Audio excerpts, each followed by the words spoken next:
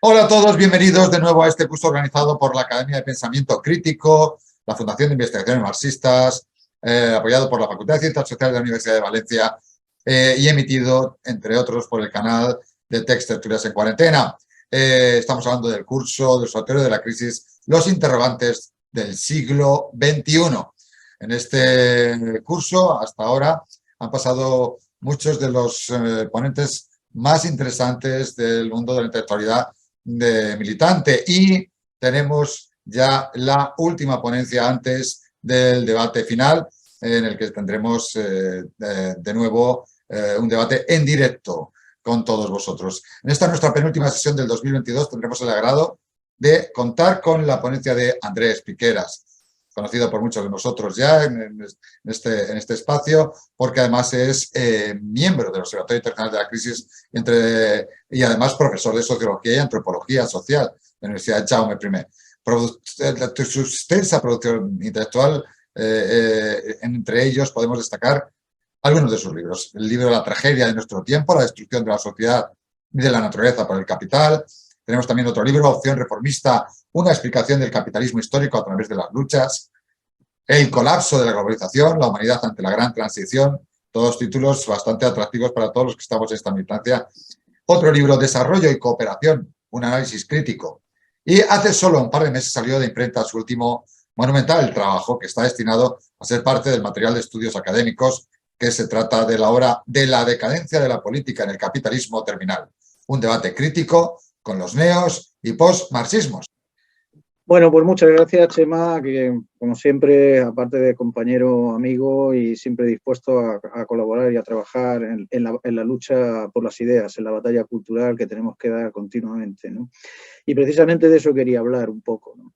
Pero para sentar las bases de dónde estamos, antes de entrar en ese asunto, es imprescindible comentar algunas cuestiones, ¿no? El momento, la fase, el análisis de la evolución histórica del capitalismo implica siempre profundizar en el momento, en cada fase que se está, en cada fase e incluso en cada etapa, cómo cambia el capitalismo totalmente de registro en unos momentos y en otros. Y cómo los ciclos de los sujetos y las luchas, de los sujetos colectivos, van modificándose mutuamente con la propia estructura del capital.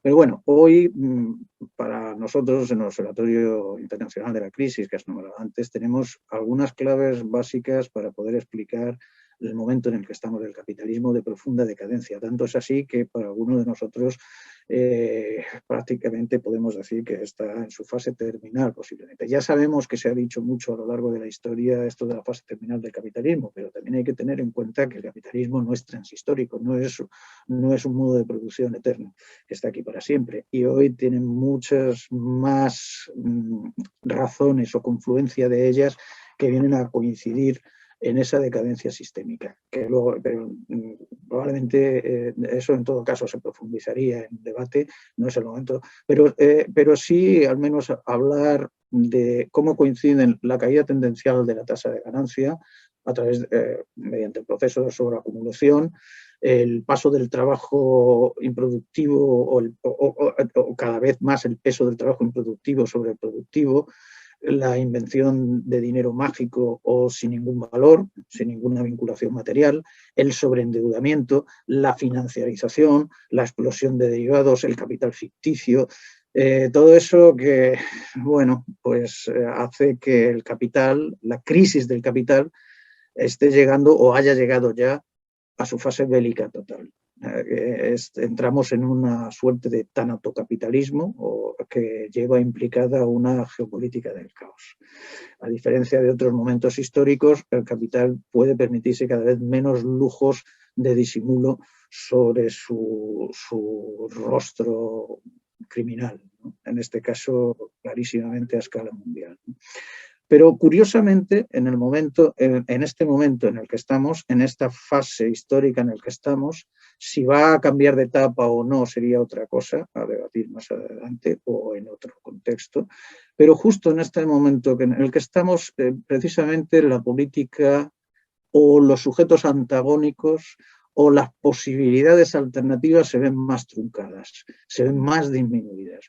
Es lo que yo he llamado en el último libro que has citado antes, Chema, la impolítica, la construcción y la elaboración paradigmática y hegemónica de la impolítica, en dos vertientes.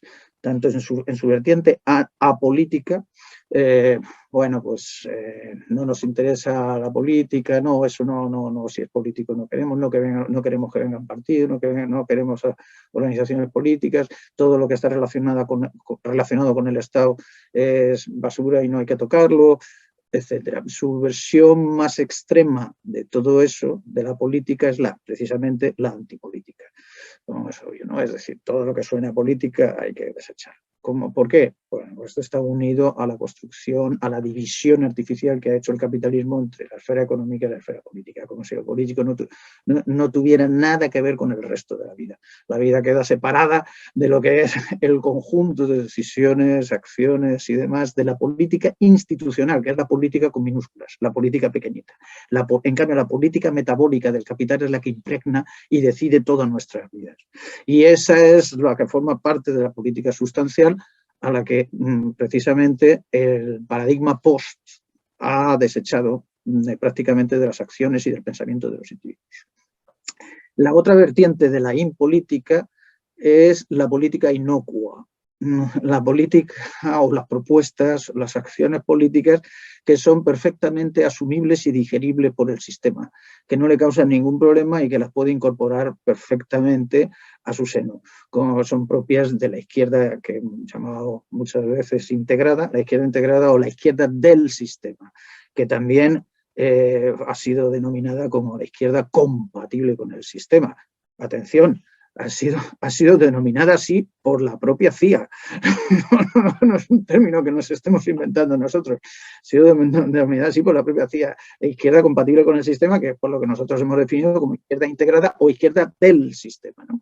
Bien, esta impolítica es de larga data. Viene ya desde la posguerra y sobre todo a partir de los años 60-70 con la irrupción del posmodernismo en lo cultural, el postestructuralismo en lo filosófico, el posmarxismo en el campo de lo teórico-político, que incluso tiene su traducción en el campo estrictamente académico en la posciencia, digamos, para decirlo de alguna manera. Entonces, ¿qué es lo que nos está planteando la impolítica fundamentalmente? Pues ser ajenos al poder central del capital, para empezar, a cualquier cosa, como he dicho antes, que esté relacionada con el Estado. Por supuestísimo, a la revolución. A cuestiones, se rechaza categóricamente cualquier cuestión relacionada con revolución, con estrategias de clase, con hegemonía, se considera como un término caduco y militar, etcétera, con la correlación de fuerzas, con el análisis de fase, que es lo que normalmente hacemos nosotros en nuestros trabajos, con la política y la ciencia de la organización, atención, que está también descartado, y con el hecho de la acumulación de fuerzas. O sea, cualquier cosa que tenga que ver con posibilidades de transformación social profunda, radical. ¿No? Radical siempre en el sentido que más debió de ir a las raíces de las cosas, ¿verdad? Bueno, todo esto no es sino parte de una ofensiva, una gran ofensiva desde hace décadas, bastantes décadas, ya ahora lo especificamos un poco más, para desvirtuar, desmontar o erradicar el marxismo y en general todo el pensamiento crítico emancipador, toda la praxis crítica emancipadora, o bien para hacerlo inofensivo. Y aquí entran los neomarxismos. Así como los posmarxismos rechazan de más, los neomarxismos quieren hacer un más inofensivo. Y, por supuesto, como digo, anular las posibilidades de la praxis, es decir, de la teoría en acción, de la teoría con proyección social y política. Vale, ¿por qué? ¿Qué es lo que pasa con todo esto? Pues para empezar, habría que decir que la ideología no es una cuestión mental, no es una cuestión de ideas. La mente, la ideología, se hace con todos los elementos materiales que componen el sentido del mundo en el que cada quien vive, más los elementos afectivos, perceptivos, libidinales, desiderativos, etcétera, que cada quien incorpora de su propio bagaje, que interaccionan con ellos. Es decir, estamos hablando de la entera composición del sujeto social al que siempre Marx y Engels se referían, porque nosotros, las personas, no somos individuos, como quieren hacer de nosotros. En la parte de la sociedad que ya no se puede dividir, indivisible, no. Somos sujetos sociales, somos entes colectivos, porque estamos formados por la materialidad de las relaciones sociales en las que estamos inmersos. Y pensamos y actuamos en función de lo que el medio nos procura y cómo podemos interaccionar con él. Por lo tanto, la batalla por las ideas, la batalla ideológica es parte sustancial de las luchas de clase y de las luchas por la transformación social. El control cultural, la batalla de las ideas es imprescindible para la dominación y para la dirección social. De ahí que la hegemonía ideológica que ha ostentado el capital desde su fase neoliberal, que en eso triunfó brutalmente a escala prácticamente planetaria, ha significado siempre el control de los medios de formación e información. La hegemonía ideológica pasa por el control del sistema educativo, de las instituciones culturales, de los medios de comunicación, de la producción artística, incluso de la literatura, del deporte, del arte, en definitiva, de los centros orientadores del pensamiento. Porque las instituciones de producción y circulación del conocimiento dentro del mundo capitalista nos proporcionan un conocimiento mercancía, un conocimiento, por tanto, inocuo para el capital, integrado en el capital, que da por hecho y por sentado el marco en el que el capital quiere que pensemos, actuemos y vivamos. En cambio, el valor de uso del conocimiento es, o sería, su capacidad de intervenir en el contexto social, cultural, político y económico en el que nos desenvolvemos. Esa es la diferencia entre lo que ellos quieren con su hegemonía ideológico-cultural a través de todos los medios de formación e información y para transformar un conocimiento en mercancía, la diferencia del conocimiento como valor de uso que te sirve para ubicarte en el mundo y para poder tener protagonismo en ese mundo y poder transformarlo, ¿verdad? Básico, elemental. De ahí que, como decía, la batalla, la guerra cultural intenta crear lo que los anglosajones llamaron el cultural warfare, crear el sustrato ideológico, el marco de la realidad, el marco de lo dado en el cual nos desenvolvemos, donde se marca, donde se traza lo posible y lo pensable, hasta dónde se puede llegar y hasta no. Y todos los individuos se ubican dentro de esos parámetros, dentro de ese marco, dentro de esa jaula de la realidad que se construye a través del control y dominación de los medios de formación, información y del pensamiento en general, los centros orientadores del pensamiento, como he dicho antes. Fijaos que en eso entramos rápidamente en lo que se ha llegado a llamar la OTAN cultural.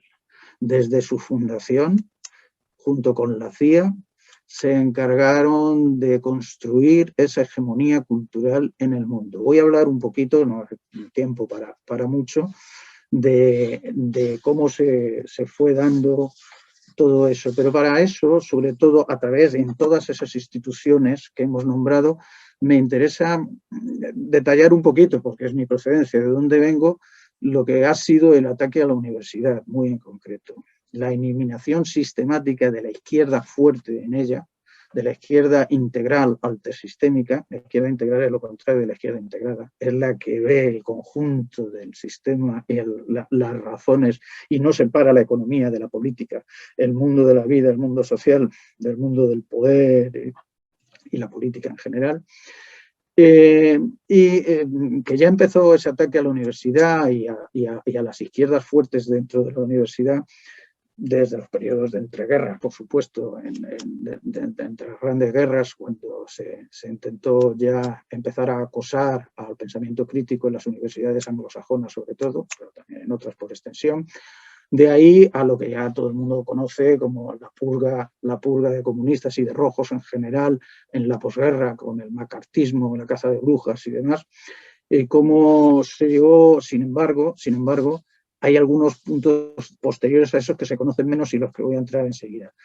Pero cómo esa purga, que decía, tenía que ver fundamentalmente con la obsesión de la OTAN cultural, como he dicho, con todos los aparatos, incluida la CIA, desde que se transforma de la OSS en CIA, que curioso, se llamaba OSS, ¿verdad? Antes se llamaba CIA, para insuflar de alguna manera en Europa, porque ya esa lucha estaba, de la caza de brujas y demás, estaba ya siendo más drástica en Estados Unidos, pero había que hacerla extensiva también al conjunto del mundo central del sistema capitalista. Pues se intentaba provocar la aceptación amigable de los principios del capitalismo estadounidense, ¿no? Para eso, bueno, se comenzarían a financiar todo tipo de entidades como revistas, publicaciones, congresos, conciertos, películas, desde el famoso Congress of Cultural Freedom, el Congreso para la Libertad Cultural de Berlín. Es que ellos no fallan nunca los nombres, pegan siempre donde debe que pegar, en el clavo, ¿no? Se celebró en Berlín en 1950. Pues de ahí irían saliendo todo tipo de revistas, publicaciones y demás, ya en el ámbito académico o en el ámbito intelectual en general, controladas directamente por fundaciones suyas.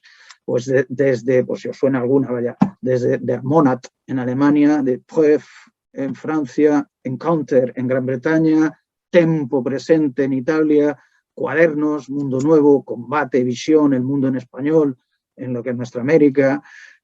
Bueno, la CIA se escondía detrás de fundaciones y organizaciones de las que muchas veces los intelectuales no sabían que trabajaban para ellos. Porque hay muchas veces que todo esto fue financiado, determinados tipos de pensamiento, determinadas obras, determinadas publicaciones fueron ya no solo financiadas, sino premiadas con sus publicaciones, con sus elogios en los medios de difusión de masas en general, y eso a los intelectuales les hacía sentirse importante, sin saber siquiera que estaban cumpliendo un papel o estaban trabajando para otros, y decía, pues este pensamiento tiene éxito, lo que yo estoy escribiendo tiene muchos seguidores, esto debe ser importante, ¿no? Y de esa manera se contaba sin saberlo, como decía alguno de los espías clásicos, no hay mejor espía que el que no sabe que lo es.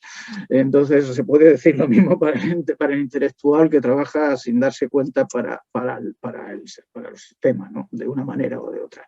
Bueno, pero en cualquier caso, toda esta ofensiva cultural, ideológica, política, dividió profundamente a la izquierda. Como igual que hoy las nuevas pseudoizquierdas o izquierdas integradas que salen, que continúan dividiendo a la izquierda que está en la calle, a la izquierda en lucha y demás, en esos momentos dividió profundamente a la izquierda intelectual y académica, ¿no? Fijaos que llegó incluso a penetrar ambientes, como digo, como el propio arte. ¿Qué otra cosa fue la financiación del expresionismo abstracto o el arte moderno contra el realismo? Porque el realismo era acusado de prosoviético en Estados Unidos, claro, el gran realismo soviético. Entonces empezó a financiar el expresionismo, ¿no?, abstracto del arte moderno, eso que llamaron los anglosajones el free willing, o la libre iniciativa, que se suponía que venía de los propios artistas, y todo ello utilizando la libertad siempre como reclamo. ¿Qué es más libre que una maraña de trazos sin sentido en un lienzo que no dicen nada frente al realismo soviético que te estaba contando paso a paso la vida y la opresión, la explotación, la lucha y la emancipación de las poblaciones, de las clases, ¿no? ¿Qué es eso en comparación con líneas tiradas por el suelo de cualquier manera y todo por aquí que no significan nada y que cada quien interpreta como quiere, en el mejor de los casos? Bueno, pues esa era la libertad, ese es su sentido de libertad. Es decir, con esto quería decir siempre un simple ejemplo diciendo que penetró todos los campos y todos los ámbitos de la cultura, de la intelectualidad, del savoir-faire, de la academia, etcétera, ¿no? Bueno, y con todo eso nos fuimos poco a poco dividiendo y arrinconando el pensamiento crítico emancipador, por supuesto, ¿no? Que de una u otra manera, fue quedando relegado en la academia, cada vez más marginado y cada vez más acusado de obsoleto, de, bueno, de estar fuera de tono, por decirlo de alguna manera. Pero os quería hablar en un siguiente paso que se dio en el mundo universitario. Ahora hablo estrictamente universitario, porque es algo que siempre me gusta subrayar para mis colegas universitarios en general, si hay algunos que me están oyendo aquí, mejor que mejor todavía, que fue el Manifiesto Powell. El Manifiesto Powell es el principio del ataque a la universidad tal como se conocía entonces para llegarla al momento actual. El Manifiesto Powell tiene una clara alusión a que la universidad ya no podía estar más en manos del pensamiento comunista y del pensamiento de izquierdas en general y emancipador, porque estaba atacando las mismas bases y pilares de la democracia norteamericana y que estaban atacando la libre empresa y demás, toda una serie de pensadores y pensamiento que de una u otra manera ponía en peligro la propia reproducción del orden social estadounidense. Por lo tanto, se trataba de acabar con la influencia del pensamiento alternativo, sobre todo el marxista. Pero esto se dice claramente. Yo recomiendo, por favor, que se lea, porque hoy muchas veces muchos colegas, el profesorado de la universidad me dice, pero esto, ¿cómo es posible que hayamos llegado a este punto? ¿Cómo es posible? Pero todo esto está planificado, está sistemáticamente trazado desde el Manifiesto Powell es de 1971. Primero se aplica, por supuesto, a las universidades norteamericanas, después a las anglosajonas y después se extiende por el planeta entero y en Europa llega ya más tardíamente, no es que llegue en ese momento, pero se profundiza a partir del proceso de Bolonia, de todo esto, y a partir de finales de los 90, por supuesto, ¿no? Y ahí lo que estaba diciendo, además, Powell, que fue primero abogado y luego juez de la Corte Suprema de Estados Unidos como premio a su manifiesto, debió ser y demás, fue directamente entrar a las corporaciones empresariales que entraran al saco de la universidad, que empezaran a financiar textos, conferencias, medios de prensa, universidades enteras, tribunales, estudios, informaciones y tal. Y así tenemos, bueno, pues como todo eso se fue aplicando, como decimos aquí, punto por punto, ¿no? Sin ningún tipo de disimulos en algunos casos. Hasta que se ha llegado a final del siglo XX y principios del XXI a la empresarización ya prácticamente total de la universidad, donde el profesorado tiene que estar obligado a producir en cadena, como cadena, ritmo de producción en cadena, cosas sin sentido que no tienen valor social y prácticamente ninguna aplicabilidad social y por supuesto ninguna que sirva realmente de transformar la realidad. Y donde son las propias revistas que financian las corporaciones, las grandes corporaciones que empezaron a entrar a saco en el mundo universitario, las que deciden tu valor de cambio, las que deciden si lo que tú publicas vale y si tú tienes relevancia universitaria o no la tienes.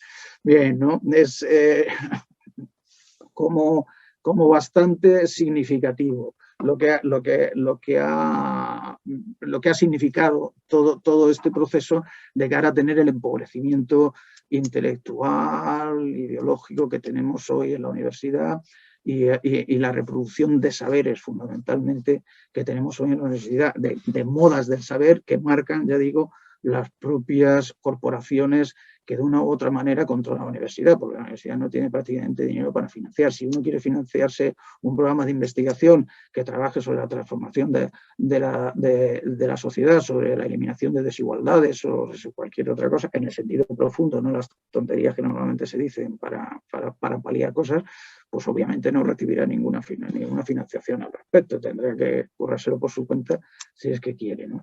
Y en general, bueno, la teoría crítica se fue eliminando o desustanciando. Por ejemplo, la primera generación de teoría crítica en Europa, algo en Estados Unidos, todavía tenía algo del espíritu del marxismo. El espíritu del marxismo, no el cuerpo. Pero después pasó a ir aceptando el espíritu del liberalismo, para finalmente la teoría crítica que tenemos hoy es una teoría complaciente con el liberalismo. Critica los aspectos superficiales y demás, pero es una crítica sin proyección transformadora, es una crítica sin praxis. Y lo que se hace en realidad es apuntalar la ideología liberal, porque esto casi se justifica todavía más. ¿Ves cómo el sistema permite la crítica, permite el disenso, permite los comentarios hostiles, etcétera? Lo que se está haciendo es defender el orden dado y atención, muy importante también, mantener el eurocentrismo. En la teoría crítica hace tiempo que se mantiene el eurocentrismo significativamente.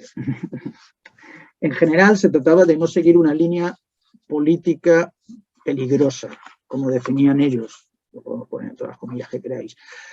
No pronunciarse tampoco sobre asuntos políticos contemporáneos, sobre lo que estaba pasando en cada momento, como diciendo, bueno, nos mantenemos un poquito alejados de todo esto, ¿no? Y sobre todo censurar dos letras, la M de marxismo y la R de revolución, como diría Gabriel Rockhill en sus trabajos al respecto, ¿no?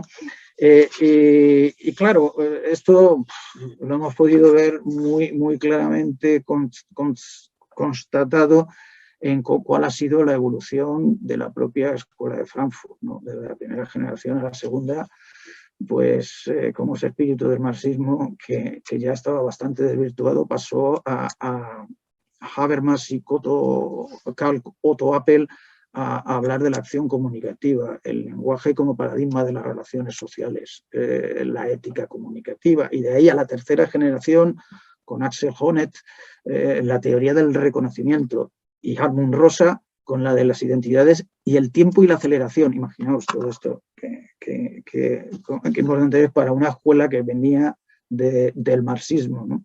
De lo que se suponía la transformación social y contra el orden capitalista. A empezar a hablar de todas estas cosas, en donde deja, ¿no? lo que es importante de lo que no lo es, ¿no?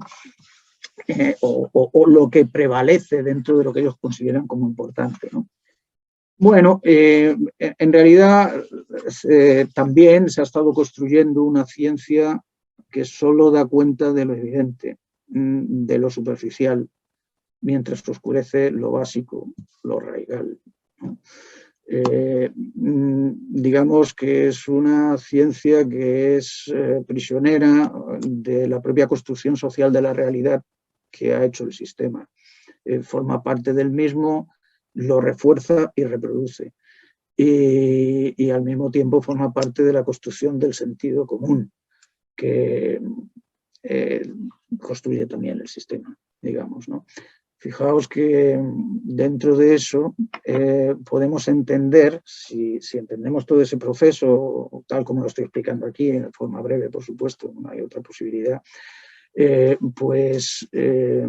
podemos entender que hoy la gran mayoría de la izquierda integrada, la izquierda compatible con el sistema, como la gran mayoría de la intelectualidad y la gran mayoría de la academia en general, pues acepte la asimilación de capitalismo con democracia, capitalismo con libertad, incluso capitalismo no lo ve antitético con el principio de igualdad. A pesar de que estamos en el momento de mayor desigualdad que ha conocido la humanidad en toda su historia, aún así, y en nombre de la democracia, aún así todavía lo ven compatible con la igualdad. Y, por supueto, lo ven compatible con los derechos humanos y con eso que llaman ciudadanía o sociedad civil. Porque forma parte de lo dado, del marco de referencia de lo dado, ¿no?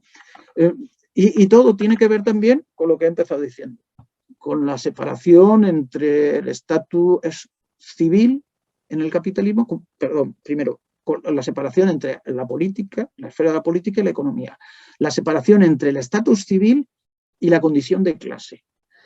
Porque los derechos de ciudadanía ya no están determinados por la posición socioeconómica, como en las democracias clásicas, en la que solo tenían acceso a la ciudadanía los ciudadanos libres, no los metecos o los esclavos. Aquí ya no hace falta, porque la igualdad civil, porque el segundo punto de todo esto es que la igualdad civil no interfiere en la desigualdad de clase. Tú te puedes reconocer como igualdad, como ciudadano y demás, y estar perfectamente hecho polvo, triturado por la explotación de clase, sin poder llegar al final de mes y sin poder pagarte un piso donde poder alojarte y a duras penas sobrevivir con la comida necesaria. Pero da igual, porque tú sigues siendo reconocido como ciudadano con derechos. ¿Qué importa? Si reconocer, que reconozcan lo que quieran. Dicen, oiga, como cuenta el chiste del médico, dice, que dice, que llega con 75 años, dice que dice mi vecino que todos los días corre 10 kilómetros y demás, y tiene más años que yo. Dice, pues dígalo usted también. Si se trata de eso, dígalo usted también, ¿no? Claro, es decir, si se trata de reconocer derechos, puedes decir lo que quieras, ¿no? Entonces, el problema, claro, la cuestión está en que la igualdad civil no interfiere con la desigualdad de clase, con la desigualdad económica y social en general. Porque la democracia en el capitalismo, la democracia entre comillas en el capitalismo, la democracia débil ha quedado confinada en la esfera de la política. Ya no es necesario, por tanto, la separación civil entre poseedores y desposeídos que hacían las democracias antiguas. ¿Por qué? Porque como ahora da igual que tú seas desposeído, si te van a reconocer como ciudadano, todos somos ciudadanos igual, la ciudadanía se ve entonces como una esfera ajena a la explotación basal de la sociedad capitalista. Se ve como ajeno a todo el proceso de explotación. La democracia circulatoria anula las clases al mismo tiempo. La democracia circulatoria me refiero a que es la que se da en la esfera de la circulación, porque en el capitalismo solo se admite ciertas dosis de democracia, de capacidad de elección de unas cosas o de otras en la esfera de la circulación de las mercancías, jamás en la de la producción. Si el capitalismo es imposible que pueda proporcionar democracia en la esfera de la producción, porque eso significaría que los trabajadores y trabajadoras podrían decidir sobre lo que se produce, cuándo se produce, cómo se produce, para qué se produce y para quién se produce, cosa que obviamente nadie que trabaja puede hacer. Eso lo hacen los poquísimos que tienen los medios de producción en sus manos. Por tanto, ahí no puede haber ninguna democracia. Ahí cuando tú entras en el lugar de trabajo, la oficina, en la fábrica, en la empresa, tú te dejas colgada tu chaqueta de la democracia en la entrada y ahí te dice, ahí hay que hacer esto, hay que hacer lo otro, tienes que hacer esto, mañana me ocurras, tienes que prepararme no sé cuántas mesas, tienes que hacerme no sé cuántos tornillos, tienes que hacerme no sé cuántos informes. Bum, bum, bum, bum, bum, bum, bum, se acabó la democracia. La democracia solo en la esfera de la circulación, donde el ciudadano, el trabajador o trabajadora se convierte en consumidor o consumidora, en donde la apariencia es la ilusión de la democracia capitalista, que aparenta que es soberano y que puede elegir cualquier cosa, claro, cualquier cosa que nosotros, que los capitalistas ofrezcan, claro. Si nosotros os ofrecemos esto, es lo que podéis elegir, entre esto y esto, igual que la mercancía electoral. Aquí tenéis lo que podéis elegir, porque el capital nunca va a permitir ninguna fuerza, organización o confluencia de sujetos que ponga en peligro su orden. Esto es algo que cualquiera hoy, tanto que ven sobre todo de los jóvenes que están en la calle, de cualquiera que esté en los movimientos sociales o organizaciones de cualquier tipo, en esas ONGs tan bonitas que hay en el mundo, e incluso en la academia, tiene que entender claramente. Cuando nos hablan, no, es que las experiencias del socialismo fueron dictaduras que no dejaban que hubiera nadie, no dejaban que hubiera capitalistas. ¿Sabes? Que era capitalista. Oh, Dios mío, qué terror, qué pánico. Entonces, claro, dice, ellos te dejan, hacen como te dejan que tú puedas ponerte siglas y decir cualquier cosa y demás, siempre y cuando no seas nadie, siempre y cuando no seas peligroso, siempre y cuando no puedas realmente transformar su orden. En el momento que tú puedas transformarlo, te pegarán golpes de Estado, palizas, eliminaciones, te eliminarán, te extirparán de la sociedad, te encarcelarán. Tenéis el ejemplo de Assange, por ejemplo, sin que fuera especialmente peligroso directamente, o las repetidas invasiones, golpes de Estado, etcétera, que han venido dando Estados Unidos y sus súbditos europeos desde, vamos a poner solamente desde el fin de la Segunda Guerra Mundial, hasta aquí, ¿no? Como ejemplo y como muestra de lo tolerante y lo democráticos que son cuando ven peligrar su orden de las cosas, ¿no? Entonces, bueno, además, como decía, la democracia circulatoria del capital, en la esfera circulatoria, tiene además una virtud para el capital, que anula las clases, desune a los sujetos porque nos hacen votar como individuos, nos retrotraen otra vez a la condición de individuos, cada uno deposita su voto individual. ¿Dónde está mi clase? ¿Dónde está mi colectivo? ¿Dónde está mi sector? Para poder decidir cómo y por qué votamos a este, o cómo, por qué decidimos por este otro, o por estos otros, o por este tipo de organización de cosas. Entonces, nos disuelven en la condición de individuos. Esta ilusión democrática solo es posible porque el trabajador, trabajadora, se hace pasar por consumidor, consumidora y por ciudadano, ciudadana. Entonces tú haces que esos tres elementos estén fusionados, estén identificados, cosa que obviamente es absolutamente una ilusión, como os decía, que no va a la raíz de las cosas. Precisamente, contra todo esto, contra toda esta construcción ideológica, teórica, científica, cultural, es que el marxismo se erige como una estrategia epistemológica de carácter práctico, es decir, de carácter proyectivo, de compromiso con lo que se conoce, para no dejarlo ahí y mostrarlo, mira, que esto es lo que hay, ya está. Y no contentarse con el ámbito descriptivo, que es lo que la ciencia hace en gran medida, o el interpretativo fenomenológico, que da al habla como dato. Hemos hecho una encuesta y tantos miles de ciudadanos o ciudadanas, bueno, ahora suelen añadir anosanas, han dicho que, votan que, prefieren que, dicen que. Claro, este es el análisis descriptivo mero y simple, que es el que está haciendo nuestra ciencia social más econométrica, digamos. Pero luego también llegan incluso a veces al interpretativo fenomenológico. ¿Qué significa que hayan dicho esto? ¿Cuáles son los motivos que haya dicho esto y tal? Pero nunca entran en el nivel explicativo. Dan el habla como dato. Es que han dicho esto, por lo tanto este es el dato. Ahí está, ahí tenéis el dato. Pero ¿qué es lo que hace que ese habla construida haya dicho eso? ¿Por qué ese habla dice eso? ¿Dónde está el nivel explicativo de desmenuzar el sentido común? ¿Quién se encarga de desmenuzar el sentido común? El marxismo lo hizo durante 2 siglos, hermanos, para desentrañar los parámetros del orden y del poder social, en las relaciones sociales y en la propia investigación y los saberes. El marxismo no solo es una estrategia epistemológica, un método científico, es también una metaciencia que reflexiona sobre las propias condiciones y proyecciones políticas de cada teoría, de cada propuesta y elaboración teórica y metódica y metodológica, ¿no? Y eso es brutalmente peligroso para el sistema, porque además incorpora la dialéctica para la conversión de los individuos en sujetos, en protagonistas de su propia vida, para que se ubiquen en el espacio social en el que están, mostrando los nichos de poder los espacios y las relaciones de poder en las que se mueven, porque nos da un análisis del poder y de los poderes.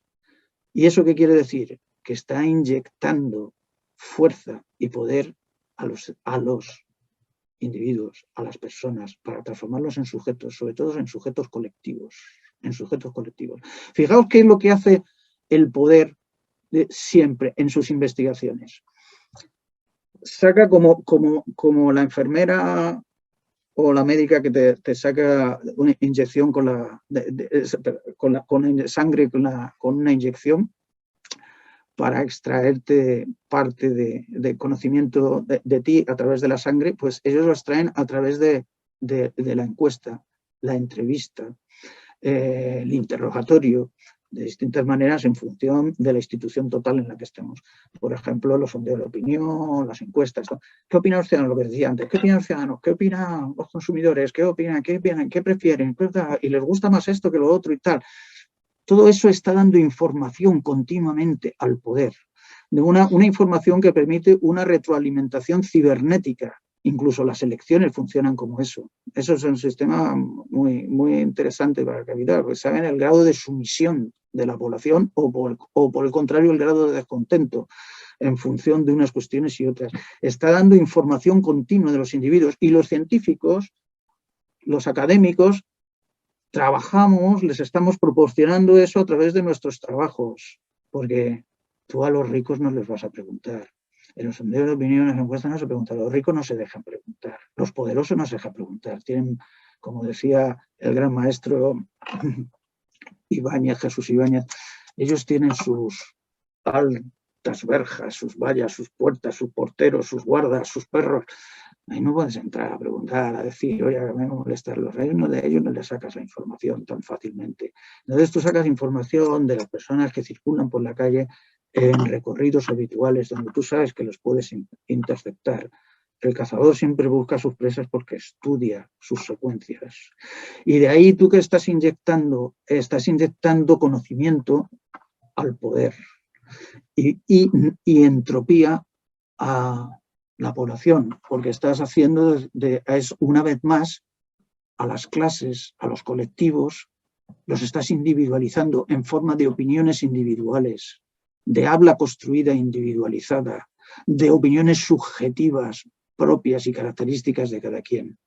En cambio, si la ciencia crítica alternativa o emancipadora no solamente critica, sino que proyecta, como el marxismo, te da la posibilidad de mostrarte los espacios de poder, te revela, te trasluce el poder, te lo deja desnudo delante de ti, te dice en qué se basan sus mecanismos, cómo los utiliza, para qué los utiliza, cuándo los utiliza.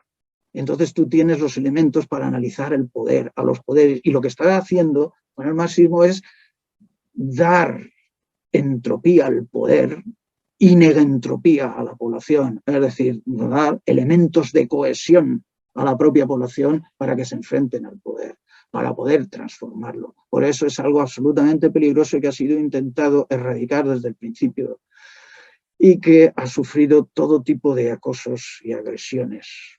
Fijaos, y con esto ya voy a terminar, en qué han consistido los neomarxismos, precisamente pues, en la desvirtuación del marxismo para convertirlo en algo lo más inofensivo posible. Se remontan a los primeros escritos de Marx antes de la influencia de Engels, según dice la definición oficiosa, contra lo que ellos llaman las determinaciones económicas, los aspectos economicistas del marxismo, para introducir cada vez más aspectos sociológicos, culturales, incluso psicológicos, de carácter artístico, fenomenológicos, etcétera, todo lo que he ido diciendo antes. En realidad se reclaman de Marx, pero solo ponen su atención en algunos aspectos de su obra, desconsiderando, rechazando otros fundamentales de la misma, que son fundamento de la misma. ¿Cómo? Atención, el materialismo histórico, las luchas de clase, la lucha de clases en términos marxianos, la tendencia degenerativa del capitalismo o la propia dialéctica. Todo esto, como nuestro compañero Francisco nos señaló ya en la charla anterior, que no hace falta abundar en ello porque lo expresó magistralmente, ¿no? Pierden, por tanto, los neomarxismos la concepción, la visión holística, incluso del sistémica, a veces incluso presumen de ello. No tienen análisis total coherente, ni siquiera, por supuesto, se les ocurre hacer un análisis de correlación de fuerzas, un análisis de fase, de etapa, de cualquier cosa, por favor, ¿no? En cambio, los posmarxismos pueden ser incluso un poquito más peligrosos, porque es cierto que siguen la misma tónica. Te presentan una visión absolutamente grotesca y reduccionista de Marx y del marxismo, y se exhiben a sí mismos como superadores de esos defectos y de las lacras: ortodoxia, mecanicismo, esencialismo, etcétera, etcétera. Y claro, con ello hacen además elogio o hincapié en la fragmentación de los sujetos, de los movimientos, de las identidades, de la incapacidad de analizar el todo social, como para el marxismo es imprescindible analizar la totalidad. Sin la totalidad no entendemos las partes no se pueden entender sin el todo, como creo que he intentado explicar anteriormente, ¿no? Entonces, pues te hacen análisis de contexto descontextualizados del todo, como digo, sin alcanzar las raíces de las cosas. Pero, a diferencia de los neomarxismos, que no se ocupan de estas cosas siquiera, ellos sí intentan construir para su propia cosecha intelectual académica, intentan reconstruir el concepto de hegemonía, por ejemplo, ¿no? Bueno, el concepto de hegemonía ya no tiene que ver para ellos con una definición fuerte de sujetos colectivos, que no tiene que ver con las raíces económicas materiales del sistema, sino que cualquiera que sea un poco agudo, inteligente y tenga unas cuantas ocurrencias y al mismo tiempo los medios suficientes como para expresarlas y expandirlas, puede hacerse con la hegemonía social. Como si eso no fuera una versión más de la dominación sistémica, ¿no? En fin, bueno, en diferentes formaciones socioestatales lo hemos experimentado con unas otras formaciones, ¿no? En toda nuestra América tenéis bastantes ejemplos de ello, y nosotros hemos tenido aquí también en la última década unos cuantos ejemplos de eso. Bueno, en general los posmarxismos pues se agarran al paradigma post, que también explicó Paco el otro día, Paco Erice, muy claramente, ¿no? El análisis lingüístico tipo susseriano de la realidad social, el descarte de la verdad, el lenguaje pasa a ser la realidad, pasa a ser el principio del orden social, los significantes dejan de tener significado constatado y, por tanto, lo importante es la lucha por el significado. De ahí que podamos redefinir democracia, libertad, podamos redefinir todas las claves de lucha de generaciones de trabajadores y trabajadoras. Ahora pueden ser desvirtuadas en función de que son significantes vacíos que hay que rellenarlos con nuestra propia ideología, con nuestros propios contenidos. Bueno, depende cómo queramos decirlo. Es decir, ideología y política en general se desligan de las relaciones sociales, los antagonismos se convierten en divisiones discursivas, los sujetos políticos se convierten en sujetos colectivos laxos, articulados solo argumentalmente. Por eso no nos extraña ver cómo de las grandes organizaciones de masas, del movimiento obrero y demás, y de los grandes movimientos sociales, se ha ido pasando poco a poco a esas organizaciones diminutas, pequeñitas, cada vez más micro, de ONG, grupos de gente que se junta para cosas, pero claro, como están unidos solo por lazos argumentales discursivos de ay, me llevo bien, estamos a gusto aquí y tal, pues en el momento en que eso no sucede, en que empieza a haber una disonancia o en que empieza a haber discrepancias emocionales, afectivas, no se rompen los grupos y se va y ya está y no queda nada.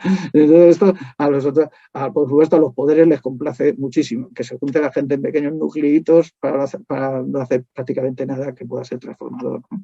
Bueno, con todo esto se ataca a la ciencia, por supuesto, como hemos estado diciendo toda esta charla, ya no se buscan leyes, normas, patrones, sino interpretaciones de la realidad.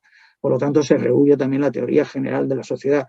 Lo importante explicativamente, ya para algunos marxistas desde la CLO hasta aquí, o la CLAU, ya no es el modo de producción, sino el modo de discurso. Atención, que es mucho más importante que el propio modo de producción en sí. No, con esto, ¿qué quiero decir? Bueno, pues que estamos en un momento, con todo este rollete que he soltado hasta ahora, que estamos en un momento tremendamente dramático, en lo que nos jugamos todo, en lo que el capitalismo, como he dicho al principio de todo este tinglado, ha entrado en su fase bélica total, en ese tanatocapitalismo que es el cambio de etapa. En una fase estamos cambiando de etapa hacia un tanatocapitalismo con una geopolítica del caos cada vez más desarrollada, cada vez más bélica, con cada vez más destrucción y muerte para la humanidad. Y que dentro de eso que algunos han calificado como guerra híbrida, pero yo creo que lo de híbrido que no alcanza a describir la profundidad y la multidimensionalidad de la guerra en la que estamos. Y dentro de esas dimensiones, la cognitiva ideológica es una de las vitales para el sistema. Por supuesto que otras, como la mediática, como la propia guerra militar, híbrida paramilitar, etcétera, como la judicial y golpes de Estado y otros. Pero hoy, porque era el tema de este último bloque, de este curso de la Academia de Pensamiento Crítico, nos hemos querido centrar más en la batalla cognitiva, la batalla de las ideas, que es tan importante, y en eso y para eso nos dedicamos todos estos esfuerzos, y le dedican tantos compañeros como Chema, que está siempre dispuesto a colaborar en ello y a luchar por esa batalla de las ideas, a formar parte de esa batalla de las ideas que es tan importante y tan definitiva. Y con esto quiero decir también que corremos el serio peligro de que intenten erradicar del todo el pensamiento crítico emancipador alternativo, el pensamiento y la acción crítica práctica. Para, como mucho, hacer un pensamiento edulcorado, crítico edulcorado, bonito, compatible, integrado en el sistema. Y en esto es donde no podemos ceder. No podemos ceder en aceptar como dado lo que es inaceptable. No podemos aceptar que el capitalismo genere democracia a escala planetaria, ni que genere igualdad, ni que hablemos de la ciudadanía como llena de derechos y demás, cuando la gente apenas puede llegar a fin de mes. Digo aquí, en otros muchos sitios las situaciones son todavía peores. ¿O qué pasa? Que en esos otros sitios del mundo es que allí están así porque no tienen capitalismo. No, claro, a lo mejor es por eso, porque no han llegado a la cumbre del capitalismo. Entonces, no podemos aceptar lo inaceptable, no podemos otorgar, no podemos conceder en la batalla de las ideas lo que el sentido común nos dice que tenemos que aceptar y conceder, y que como es lo que la mayoría piensa y como es cada vez más intelectuales, cada vez más académicos, cada vez más medios nos dicen qué es lo que hay, qué es lo que es, qué es lo que tiene que ser y qué es lo único posible, nosotros tenemos que decidir pasar por el aro y decir que sí, no. Nuestra pequeña contribución, nuestra pequeña lucecita, nuestra pequeña llamita en toda esta lucha de siglos de tantos y tantas compañeras y compañeros que se dejaron su vida en eso, es seguir aportando la llamita del pensamiento crítico, práctico, emancipador, y en este caso muy concreto la del marxismo, por supuesto. Con eso acabaría para no soltar más onda más sondas de destrucción masiva cerebral. Sí, ahora. Bueno, yo me ha parecido súper enriquecedor porque, bueno, claro, estamos en ello, ¿no? Esta guerra cognitiva que tú has dicho.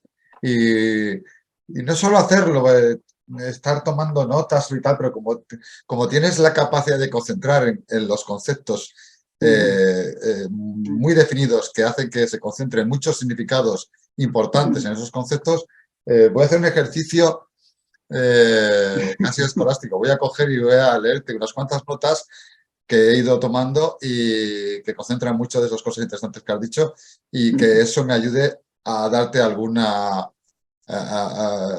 opinión o alguna reflexión o alguna pregunta al respecto, ¿no? Es evidente, estamos en la misma trinchera, conectamos básicamente en todo lo que estás comentando y explicando. Pero bueno, dicho con esas palabras, como lo has dicho, con esos conceptos tan claros, me ha parecido muy importante. Es verdad que lo de la izquierda compatible es un término que ha usado la CIA para la izquierda controlable, la izquierda domesticada, que decimos también, pero es que es tan importante recordarlo porque ellos sí que definen con claridad esto, porque tienen que definirlo en esas agencias de investigación para entenderse, no para tapar la verdad, ¿no? O sea, cuando tú haces la izquierda controlable, tal, izquierda compatible, es que lo importante no es controlable por quién, tapas quién, izquierda domesticada, no, izquierda compatible, compatible ya está claro con el sistema, ¿no? La impolítica, que supongo que es con M de Madrid, por eso que hay una P detrás, pero en realidad es esa política yo la pongo in guión política, vale. con N para distinguirlo de lo que es impolítico, que tendría otro significado en el diccionario. Vale. Bueno, pues esa impolítica son, es también un concepto de ser ajenos a las instituciones, decía, o sea, es como una anarquía de la enajenación de todo el mundo, ¿no? Algo así, una anarquía por enajenación, una anarquía en que nos apartamos, creamos como un estado paralelo que no sirve para enfrentar al Estado y que al final es un estado individual de nuestra pequeña parcela, de nuestro pequeño espacio, ¿no? Como reconociendo ese no podemos, que esa falta de conciencia de posibilidad, ¿no? Supongo que por ahí también estabas indicándonos, ¿no? El camino. Luego, el tema de los postmarxismos, que sirven para desactivar el marxismo y su praxis. Es que es muy importante porque el marxismo no es simplemente teoría, ¿no? Tú lo has dejado aquí muy claro, es algo más, es todo consustancial con la materialidad de las relaciones sociales, ¿no? Que lo impregnan todo, ¿no? Y entonces, has hablado del control de los medios y precisamente ahora estamos leyendo a Taufik en Tertulias en Cuarentena, porque con ese libro de periodismo y lucha de clases, ¿no? Y bueno, es de una actualidad brutal, ¿no? A pesar de que en el momento en que él lo escribe no había tal capacidad de los medios para desarrollar su control en la guerra cognitiva, pero ya lo veía claro, ¿no? Que ese era el estatus de poder fundamental, esa guerra cognitiva, ¿no? Así es. Luego has apuntado el estrecho margen que nos deja para pensar, es el de una realidad construida con un espacio que yo ahí aplico mucho lo de la ventana de Overton. El espacio que nos deja para pensar está ahí, enmarcado, encasillado, de modo que nos permite entender solo una orientación, bueno, no nos permite entender la orientación de la realidad, nos desubica. Si tú te pones en una vista tubo, al final no sabes realmente dónde estás ubicado y solo puedes mirar hacia adelante en esa dirección, pero no te puedes ubicar. Eso probemos hacerlo y eso hace que no estés, la vista tridimensional se pierde, ¿no? Entonces, en realidad, es muy interesante cómo se aplica aquí muy bien esa ventana de Overton al estrecho margen que nos dejan con la imposibilidad de entender las cosas. Esa izquierda que tú decías que es integral, que lo ve todo de un modo más holístico, más integral, no es lo mismo que la izquierda integrada. Me ha gustado. Lo de los nombres, lo de la OSS, el precursor de la CIA, que ya estaba en esa guerra cultural, también me hace gracia porque mucha gente se pierde. No, la CIA no estaba entonces. Sí, es lo mismo, fue un cambio de nombres, de conceptos, pero eran la misma gente. Los mismos organismos, la misma organización, más provocada, pero hicieron un cambio de nombre y punto. Y que luego introduce a los nazis también, que va rescatando, a los que va rescatando de la debacle nazi. Claro. Mira, hay una cosa que me decía a mí, esta era que se queja mucho cuando hablamos de ello. Marilia Guimaraes que fue aquella mujer que cogió el avión y secuestró un avión para poder huir de la dictadura y aterrizó en Cuba al final, después de muchos intentos de aterrizar y que no la querían recoger y tenía que ir con el avión secuestrado hasta que en Cuba la admitieron. Ella decía, me dice muchas veces, mira, siempre dice Estela Caroni que el plan Cóndor y tal. Y es verdad que no se llamó plan Cóndor, pero era un plan Cóndor igual lo que nos hicieron en Brasil. O sea, cuando ella sale de allí huyendo, en realidad ya era una especie de plan Cóndor igual. Lo que pasa es que en aquel momento no estaba dentro de lo que era el plan Cóndor, que vino luego, ¿no? Entonces, ella a veces se queja porque es como, no estoy victimizada como debería, o sea, no soy víctima como debería porque, del plan Cóndor, pero yo me considero víctima del plan Cóndor también, ¿no? Como anécdota. Pero queremos, esa guerra cultural que tú decías, me parece muy interesante porque quiere provocar la aceptación amigable del consenso. En realidad es la fabricación del consenso que dice Chomsky, pero te voy a llevar a un punto más cercano.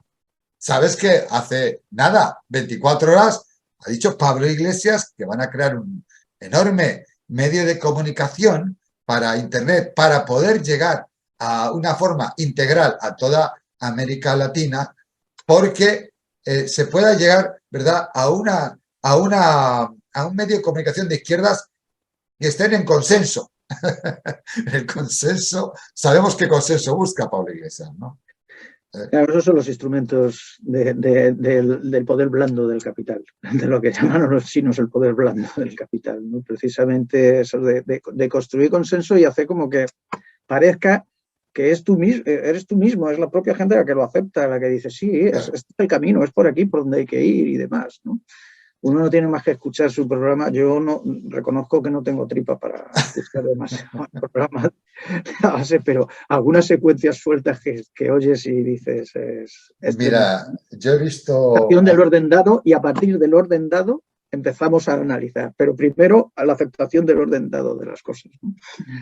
En eso de la base yo he cogido bueno, de vez en cuando lo hago como ejercicio militante de investigación de por dónde van ellos, y he cogido y me pongo en la cinta de andar para que me pille cuerpo y no me pille la mano, no me pille a mano pararlo, ¿no? Entonces estoy en la cinta, no puedo llegar y pararlo. Entonces, entonces lo veo completo, ¿no? Y me ha parecido tan impresionante que uno de los programas que ha hecho últimos, que me parece que es una vacuna perfecta contra la base para la izquierda que sea comprometida y que esté a la actualidad de las cosas, que vamos a hacer mañana que estás invitado, por supuesto, mañana seguramente por la noche haremos un programa de estos, pero de Zoom, en el que nos meteremos todos ahí y cogeré el programa, porque no lo puedo poner en YouTube, porque si no me lo cerré. Entonces, cogeré el programa y lo voy a desmenuzar para que vean, para que veamos entre todos, entre los que estemos allí, que conocemos la realidad de las cosas que están ocurriendo, para ver, mira lo que dice aquí, cómo se atreve a decir tal cosa, ¿no? Entonces ir poco a poco desmenuzando el programa para que vea la gente qué barbaridad, ¿no?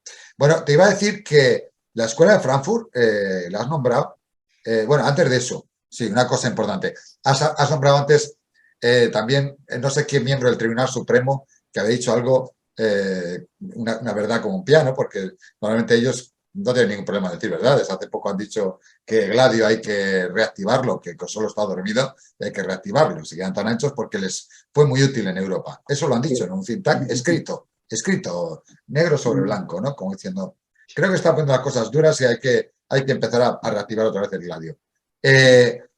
Claro, ¿por qué te crees que aquí no han derogado la ley Mordaza, por ejemplo? Con toda su progresía y demás, ¿no? Porque los tiempos que vienen son para que el capital empiece a enseñar las garras y los colmillos. Y además te lo está diciendo, cuidado, o aceptáis esto, que es lo mejor que tenemos dentro de lo malo, o viene lo peor, ¿no? Y entonces esto te dice además que mucha gente de izquierdas, que se llaman de izquierdas y de buen corazón y de sentimientos más o menos preocupados por la sociedad y demás, te dicen, no, es que si no están estos, vienen los otros que son peores.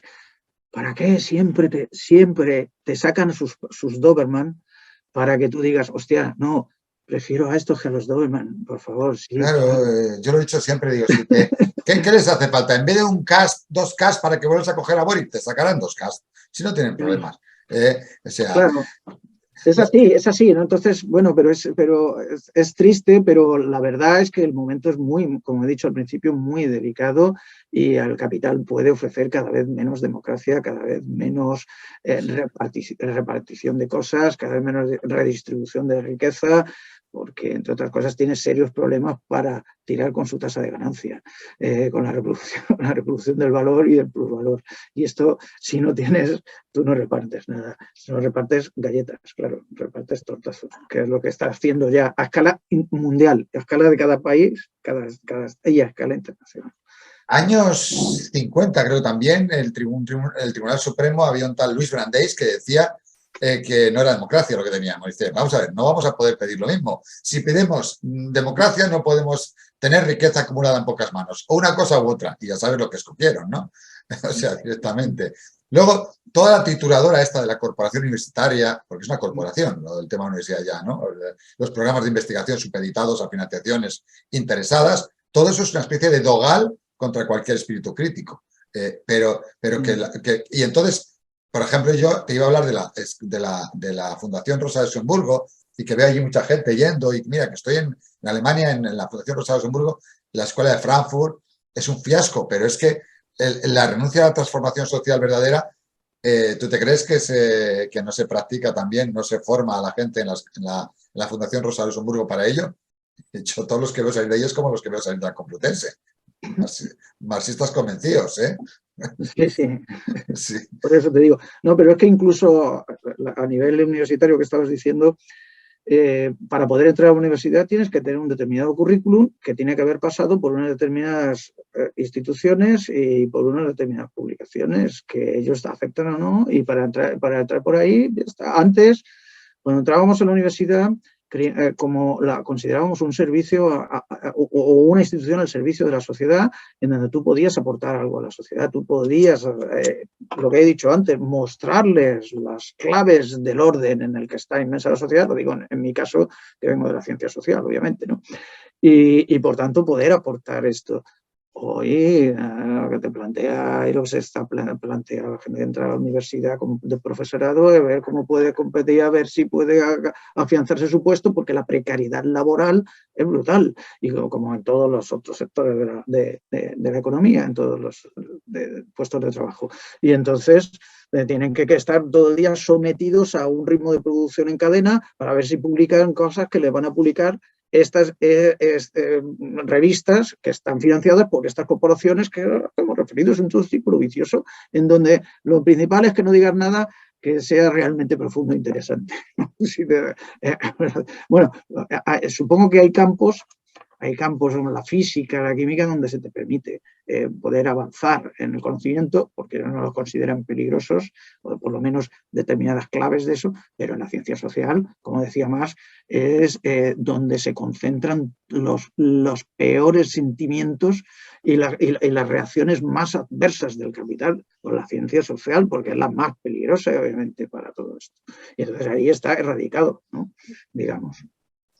Fíjate que otra cosa importante, como de repente caía el bloque soviético, ahora está en el fin de la historia. Al final lo que se está diciendo es que el capitalismo es nuestro, en ese entorno es donde hay que moverse, se identifica capitalismo y democracia, ya no se dice que son antagónicos, como tú decías, capitalismo, derechos humanos, democracia representativa. ¿Qué coño es eso? O sea, no hay manera de casar eso si lo analizas mínimamente desde el punto de vista materialista, y presunta democracia es lo que tenemos y es falsa, y además es solo en ciertos planos, que tú hablas antes de la circulación, democracia de circulación, pero nunca en los medios de producción, que somos democráticamente consumidores, ¿no? Nada más. Pero que elegimos lo que nos dan en el menú, en un menú tanto en las votaciones como en el supermercado, igual, el que te van a dar y punto. De hecho, habría que ver los menús que nos están dando en los dos lados, en el supermercado y en las elecciones, ¿no? Los derechos que están vacíos de contenido, que son declamativos. Decía esta mañana un trozo que puse de Saramago, pero le llaman democracia y esto es una plutocracia. Vamos, ¿alguien lo duda que no tenemos ningún derecho a elegir el poder? Elegimos a los gerentes, como dice Villarroya, ¿no? A los gerentes del cortijo, nada más, ¿no? Y luego ya te has ido al tema de marxismos, directamente vamos a hablar de lo que es importante, y marxismo como una estrategia epistemológica de carácter práctico para transformar la sociedad, esa mano-mente que comenta siempre en el programa Iñaki Gil también, la mano-mente conectadas, eso es lo que es el marxismo, la praxis y la dialéctica para ubicarse, para proyectarse, para transformar la sociedad. Y de repente vienen los neomarxismos y te dicen que no, que lo olvides, que no olvides la dialéctica, la concepción holística del sistema. Y luego me hablabas tú, que eso sí que es la pregunta, porque la diferencia entre neomarxismos y postmarxismos, que dicen que son más peligrosos porque dicen superar a la izquierda por la izquierda, ¿no? Que ya está descontextualizado todo, que ya se trata de reconstruir todos los conceptos porque los vacían de contenido, tipo la clavo, ¿no? O sea, el significante vacío, se desvirtúa todo, pero muchas veces yo no veo mucha diferencia ya entre el neomarxismo, porque supongo que el neomarxismo es una etapa, ¿no? Pero el postmarxismo y el neomarxismo ahora conviven, no son lo mismo, ¿no? Claro, son parte de lo mismo, pero podemos decir que la diferencia clave está en que los neomarxistas todavía se reclaman de Marx. Vale. Para desconstruir a Marx, para deshacerle, tengo un capítulo que lo titulo Marx como oponente de los neomarxismos. En cambio, los postmarxistas en ese sentido son más sinceros porque directamente dicen que no, que ellos ya reniegan de Marx, algunos fueron marxistas, una parte de ellos, o por lo menos coquetearon con el marxismo, pero hoy ya se reconocen abiertamente como, fuera de más, como algo que ellos ya lo han descartado como tal. Entonces, esta puede ser la diferencia básica, pero a la postre son coincidentes. Un ejemplo, por ejemplo, de neomarxista sería Zizek, ¿o ese es postmarxista?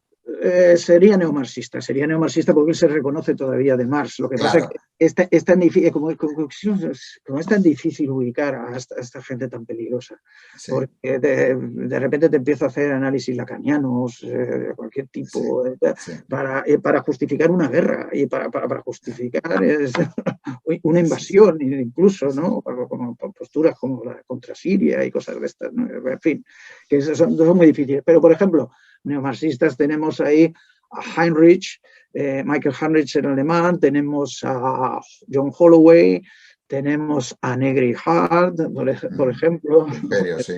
algunos de los que más hemos trabajado, ¿no? Y bueno, tienes ahí también de la escuela francesa, de la nueva crítica del valor, la nueva lectura de Marx, en Europa, bueno, pues... Y la instrucción de todos estos conceptos ya desde Foucault y todo aquello ya asomaba a la nariz, ¿no? ¿Cómo? Perdona, que no.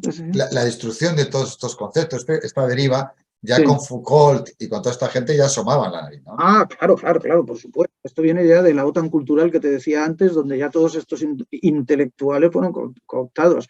De hecho, yo recuerdo una vez que leí esa... Y prestigiados, cooptados y prestigiados a la tope. Pues, y difundidos por todas partes, por todos lados. Todo lo que fuera de una manera u otra desconstructivo del marxismo o saliéndose de él o dándole vueltas porque decir, bueno, esto es determinismo económico, en realidad hay que pensar otra cosa, el poder de clase no es el único, hay que pensar, claro que no es el único, pero es el que rige la sociedad, es el que rige la sociedad del capital, por eso se llama capital, no se llama patriarcal, por ejemplo, ¿no? Por decir algo. Aunque haya simbiosis entre ellos, ¿no?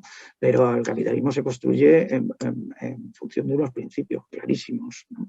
Y la relación de clase es la que está vinculada con el trabajo abstracto, y el trabajo abstracto es la base de la mercancía, y la mercancía es la base del capital, y el capital es este sistema que se llama capitalismo por algo. Entonces, si no entendemos eso, todo lo demás sí, también claro que hay otros poderes, claro que hay relaciones que están ahí, pero esas están integradas dentro del orden del capital al servicio de toda esa acumulación de capital y de la reproducción del valor. Si no entendemos esto como elemento básico, no podemos entender dónde estamos parados y nos vamos por las nubes disolviéndonos con un montón de cosas, ¿no? Todo esto, claro, entonces viene desde entonces, por supuesto, y ha penetrado los movimientos sociales como el ecologismo, como el feminismo, como los desarrollistas, los pacifistas, todo, por supuesto. Y eso forma parte de la Agenda 2030, que hoy quieren vender al planeta entero y encima sirve para acusar a los países que no la siguen de ser retrógrados, antidiluvianos, y claro que así nunca pueden desarrollarse porque no tienen la suficiente perspectiva democrática y amplitud de miras, cuando precisamente fueron ellos, hombre, ya aprovecho para decir, bueno, que estamos ahí, los que impusieron, por ejemplo, las versiones más rancias y miserables del islamismo en la península arábiga, con su alianza con los Saud, la familia Saud y todos los wahabitas y todo esto. feudales y tal. ¿Todo para qué? Para, a partir de esa versión del islamismo, de lo más rancio y brutal, combatir al islamismo nacionalista, progresista e incluso al marxista. Porque también había formas árabes del marxismo que se estaban construyendo y estaban en ese momento enriqueciendo esos países, que eran muchos de ellos civiles. A los que más han atacado ha sido a los que eran más civiles, a los que tenían ya una sociedad más civil desarrollada y demás. Y ahora vienen a acusarlos de que son retrógrados, después de haberles destrozado toda prácticamente la sociedad y todo su movimiento de construcción del mundo alternativo, ¿no? En fin, sería como para otra charla entera. Un par de cositas más te voy a comentar.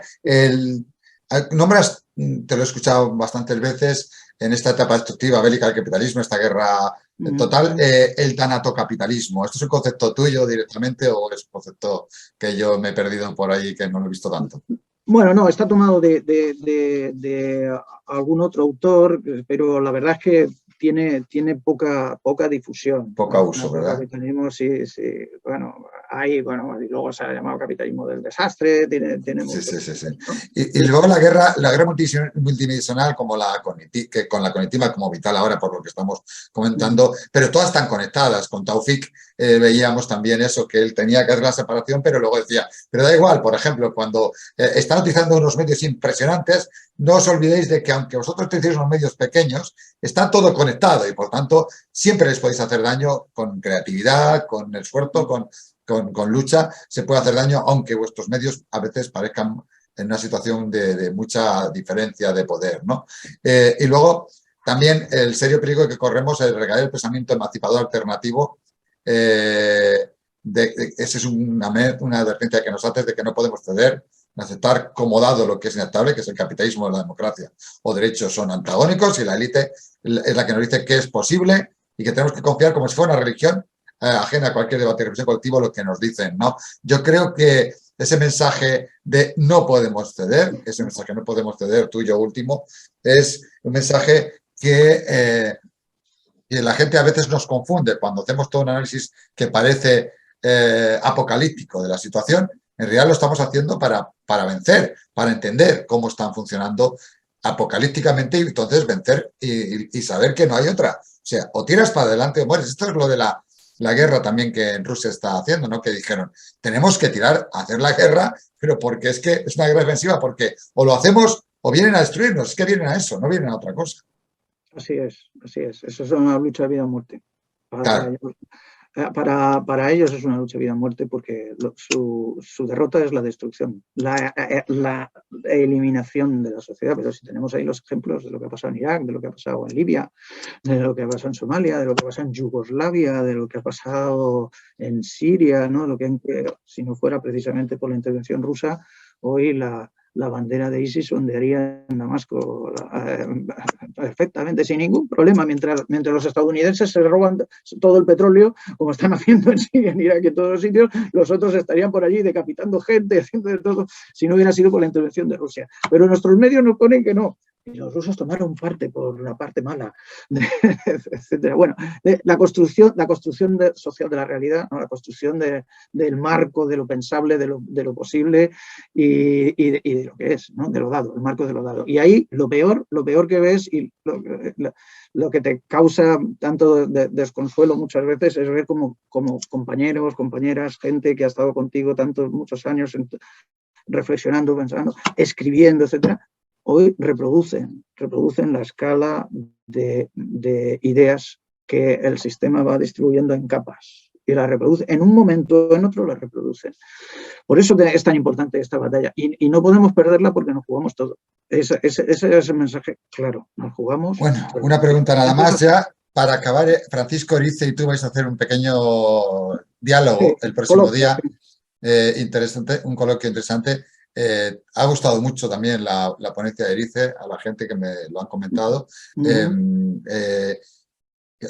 ¿Qué crees que debemos, por motivar a que vayan también a ese debate, la gente, que ese debate se va a hacer en directo, ese coloquio? ¿Qué crees que además ese diálogo nos puede aportar también? Porque es muy profundo, muy rico, pero ¿qué esperas? Yo sé que tú esperas sacarle algo a Erice ahí en ese diálogo, en ese coloquio. Pues sobre todo la posibilidad, a través del diálogo, de la conversación, siempre surgen más posibilidades de que broten ideas y de que se encadenen unas con otras y lleven a proyecciones más claras, toma de posiciones, propuestas. Cuestiones como esta es lo que uno puede esperar de un debate. Si no, ¿para qué vas a hablar? Para hablar, para lucirte, para decir, qué bien he hablado, me voy. No, hombre, se trata de poder tener proyección, como todo. Y eso es lo que espero fundamentalmente. Y yo creo que esta charla se ha ido muy larga. La mayoría de la gente, cuando vea y digo, ostras, no sé cuánto tiempo, dice, esto no me lo trago. Quizás nos hemos pasado un poquito aquí. No, 1 hora y 20. Tú sabes lo que es eso, eso no es nada. 1 hora y 20. Eso no es nada para ti, que tú... Pero el público ya veremos si lo Se ve. puede recortar, ¿eh? Se puede recortar. Yo la puedo recortar y dejarlo solo en tu charla. No hay problema eso, ¿eh? Pero... No, bueno, ahí un poquito de lo que hemos hablado, yo creo que da un poco de condimento al final, ¿no? Sí, nada, yo creo que sí. Nada, para el debate que será la semana que viene, bueno, no el debate, el coloquio que tengamos ahí, pues eso, la posibilidad de que salgan algunas ideas que no salen en una charla, porque eso te motiva a expresar otras cosas y posibles proyecciones y propuestas. Que eso es lo que tenemos que hacer al final del curso también. Intentar formar sujetos, hacer propuestas de coordinación, de unión, lo que yo te he dicho siempre también, de poder formarnos como sujetos colectivos. Así que, bueno, agradecerte una vez más tu disposición, como siempre, para trabajar con nosotros y para esa batalla de las ideas, que es tan vital, ¿no? Te estás convirtiendo en un personaje clave en ella.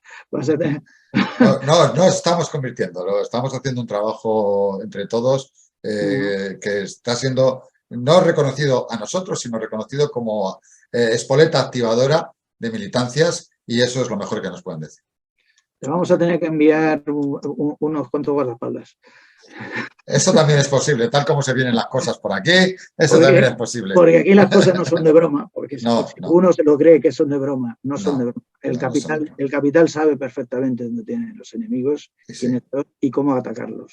Exactamente. Eso es que, una vez más, el ejemplo de Assange o el de Alex Saab, por ejemplo, como tantos otros presos políticos que tiene el imperio en todo el mundo, son patentemente claros, ¿no? Sí. Bueno, pues un abrazo solidario para toda la audiencia y nos vemos pronto. Nos vemos, creo que la semana que viene, jueves, si no pasa nada. Creo que me han comentado, bueno, no sé si es el jueves. Vamos a ya lo difundiremos cuando lo tengamos claro, exactamente. Bueno, abrazo. Ahora un abrazo. Chao.